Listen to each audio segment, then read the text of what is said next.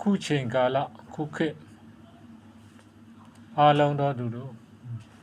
ဘယ်သူကိုမှလွတ်ယုံလို့မရဘူးညီသူကိုမှလည်းလွတ်ယုံလို့မရဘူးပြောတစ်မျိုးလှုပ်တစ်မျိုးလှုပ်တတ်သူဘလောက်မလဲပြောတတ်သူအပြောကောင်းပြီးတော့ရှေ့မှာအပြောလေးကောင်းပြီးတော့ဟန်ဆောင်ကောင်းတဲ့လူလိန်ညာတွေပြောပြီးတော့ဒီလိုလူတွေကိုရှောင်ကျင်ပါဂရုစိုက်ပါဒီထားပေါင်းပါဘယ်သူကိုမှလွတ်ယုံလို့မရဘူးတချို့တွေကရှိတယ်တာရင်ပေါင်းတတ်ကြတယ်တာမှပေါင်းကြတယ်ဟိုလူသားဟိုလူဘက်ပေါင်းတယ်ဒီလူသားဒီလူဘက်ပေါင်းတယ်ဒီလိုလူတွေပေါ်တယ်